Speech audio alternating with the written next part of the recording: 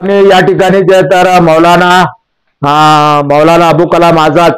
जे तर या ठिकाणी जे तर संशोधन केंद्र या ठिकाणी आम्ही जे तर आज या जे तर सेमिनार या ठिकाणी आयोजित केला होता त्याचं जे तर हे होतं का सामाजिक शैक्षणिक आर्थिक आणि जे तर या ठिकाणी राजकीय ज्या मुस्लिम समाजाच्या ज्या ज्या समस्या आहेत त्या समस्याचा उलगडा करण्यासाठी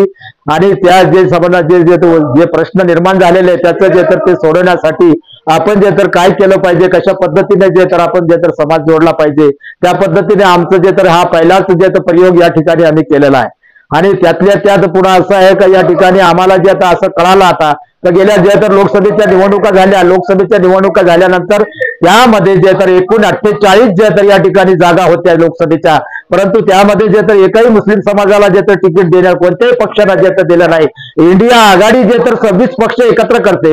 26 पक्ष एकत्र येऊन इंडिया आघाडी बनते परंतु त्याच्यामध्ये जे तर महाराष्ट्रातून एकही मुसलमानाला जे तर तिकीट मिळत नाही। त्याच्यानंतर सगळ्या मुस्लिम समाजाने या ठिकाणी जे तर काँग्रेसने त्यांच्यासाठी काही चांगलं काम केलं किंवा त्यांना जे तर काँग्रेसची काही प्रेम होता राष्ट्रवादीशी प्रेम होता किंवा उद्धव ठाकरेशी त्यांना प्रेम होता असं अजिबात नव्हतं। फक्त एवढंच होतं की या ठिकाणी जे जातीवादी फॅसिस्ट शक्ती केंद्रामध्ये जे तर मोदी सरकार बसलेलं आहे त्याला कुठंतरी जे आहे तर जे मजबूत सरकार आहे त्याला मजबूर करण्याचं काम इथल्या जे तर मुस्लिम समाजाने भारतातल्या मुस्लिम समाजाने केलेलं आहे। जो समजा जे तर 405 जे तर जे समजा या ठिकाणी आव्हान करत होते का आम्ही 400च्या पार जाणार आहे परंतु आम्ही त्यांना जे तर 240 वर जे तर मुस्लिम समाजाने जे तर आणून सोडलेलं आहे। याचं फक्त एकच आहे का ज्या मुस्लिम समाजाने एकजूट होऊन पूर्ण ताकदनिशी जे तर आपला मताचा वापर केला तेव्हा कुठं जाऊन जे तर या ठिकाणी जे तर मोदी सरकार आज जे तर या ठिकाणी जे तर तो लाचार झालेला आहे त्याला दोन जे तर टेकू भेटलेले आहे एक जे तर त्या ठिकाणी बिहारचं टेकू आणि आंध्र प्रदेशचं टेकू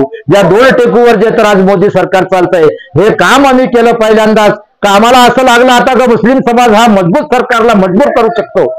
तर मुस्लिम समाज जर समजा या ठिकाणी त्यांनी जे तर खरं राजकारण केलं खरं जर राजकीय परिस्थिती त्यांनी जाणली आणि स्वतःच्या राजकारणासाठी जर त्यांनी रणनीती जे तर बनवली तर निश्चितच या महाराष्ट्रामध्ये आम्ही सुद्धा जे तर सरकारमध्ये जे तर भागीदारी होऊ शकतो। हेच नव्हे तर आणि देशाच्या राजकारणात सुद्धा जे आहे तर मुस्लिम समाज जे तर या ठिकाणी पुढे जाऊ शकतो। अब्दुल सत्तार सारखे काही जे तर लबाड लोक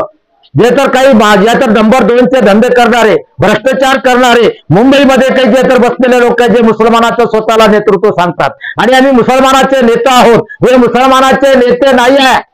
हे जे समजा एखादा जे तर विमानतळावर एखादा बोक्या आला तर त्याला फक्त बुके देणारे जे तर हे जे तर नेते आहेत आणि हे जे तर उंदीर आहे उंदीर बोक्याने आपल्याला खाल्लं नाही पाहिजे म्हणून ते बोक्याच्या समोर बुके घेऊन उभे राहतात। हे काही समाजाचे नेते नाही यांना समाज मानत नाही हे सगळं जे तर या ठिकाणी समाजाचं वाटोळं करणारं हे जे या ठिकाणी नेतृत्व जे महाराष्ट्रामध्ये आणि पूर्ण देशामध्ये मुस्लिम समाजाने जे उभं केलेलं आहे त्याला जे तर आता धडा शिकवल्याशिवाय जे तर आता ही मुस्लिम समाज राहणार नाही कारण आता त्यांना सगळं कळून चुकलेलं आहे का कोण खरा नेता आहे आणि कोण खोटा नेता आहे। सगळे पक्ष त्यांनी जाणून घेतलेले आहे सगळे पक्ष काही एक नाही आहे महाराष्ट्रात पक्ष जे तर या ठिकाणी 315 पक्ष आहे 315 पक्ष महाराष्ट्रात 315 पक्षाची नोंदणी झालेली आहे। तुम्हाला जे तर या ठिकाणी केंद्रामध्ये निवडणूक आयोगाला जर तुम्ही जे तर मागितलं माहिती का पक्ष किती आहे तर 1800 पक्ष आहे।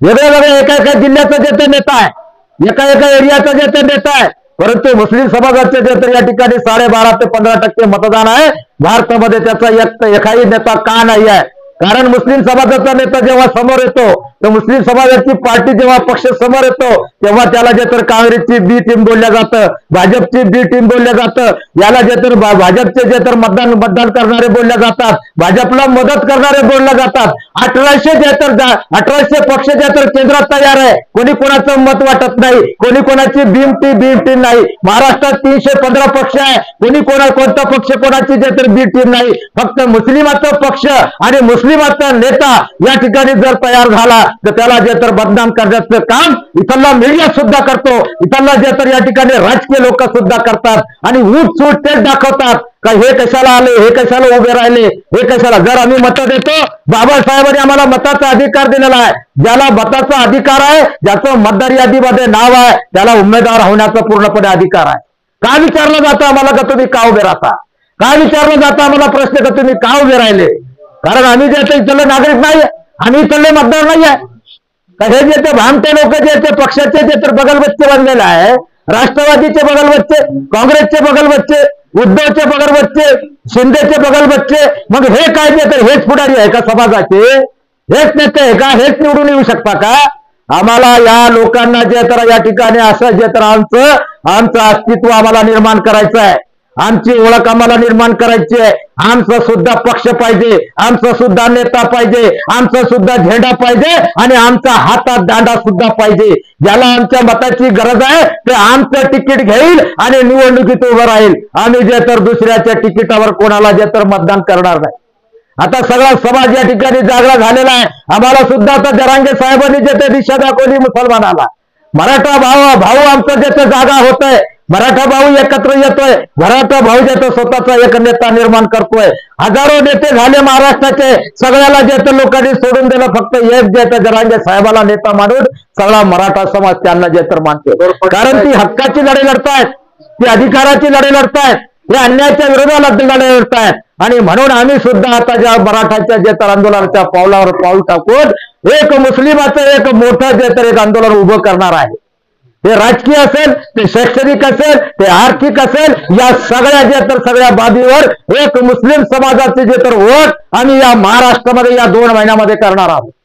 या निमित्ताने एखादं फेडरेशन वगैरे स्थापन करणार? फेडरेशन आता जे तर आम्ही जे तर आज पहिल्यांदाच या ठिकाणी अशा प्रकारचा एक कार्यक्रम मी आयुष्यामध्ये 30 वर्षामध्ये जे तर मी राजकारण करतो, परंतु औरंगाबाद सारख्या शहरामध्ये अजिबात मी आजपर्यंत एक कार्यक्रम घेतला नव्हता. ही माझी पहिली जे तर या ठिकाणी जे तर ही जे तर सेमिनार मी ठेवलेला आहे. मी पूर्ण जिल्ह्याचा फेरफटका मारला. त्या पुऱ्या जिल्ह्यातून जे तर या ठिकाणी जे तर जेवढे लोक आले म्हणजे